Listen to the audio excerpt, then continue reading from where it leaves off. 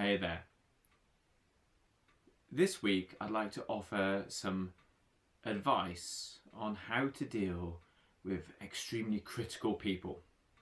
So this would be advice for anyone who finds himself in a circumstance where there's somebody that you need to be in the presence of who continually attempts to adjust small, trivial aspects of your behaviour.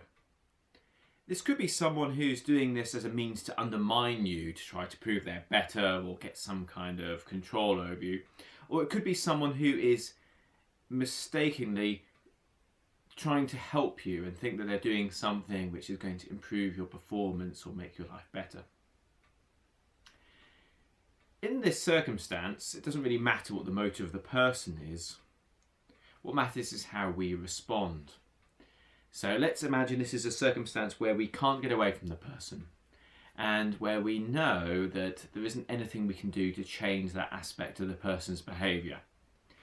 Nothing you say is going to happen, nothing that's happened in their past is going to change anything. It's going to take 600 hours of intensive psychotherapy to solve their problem, and that's something you can't offer. So how do you deal with this?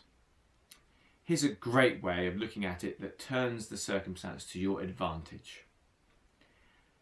In the morning when you get up, I want you to imagine that this person has been given the job, that they're like a Zen teacher, and that their sole purpose in the universe is to follow you around, correcting and pointing out small areas of your behaviour like a coach. Now, you could approach this with an idea that they're friendly. So you could imagine this is your best friend and they know you're seeking enlightenment, so they're going to be able to help you. And this is really kind of them.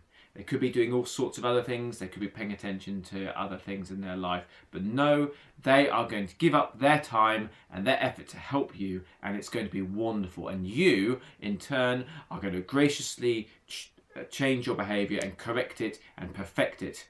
And yes, their standards are massively high and almost unachievable, but that's the enjoyable thing. You know you can't ever reach it, but you're going to do your best.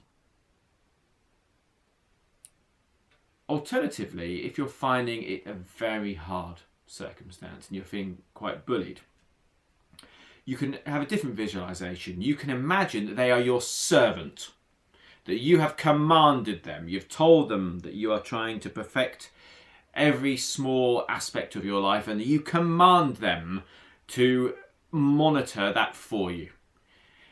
You are the king and they are your servant, and you are commanding them. You are telling them that this is their job, that they must point at every small aspect, and you will be very upset if they miss anything. If they miss any small mistake, any error, any mispronunciation, any mistake in your behaviour, you will be furious. And you could imagine that and have a bit of fun with that. This way, we can use this as a development tool. We can use this continual correction, and let's actually do it. Let's try to live up to these standards. Let's make those changes. Even if we know the person is very confused, they can't ever live up to the standards they're putting themselves. No human can. We can still take advantage of that circumstance. That's my advice, and I've seen this method deployed beautifully and work really well, so I hope it works for you too.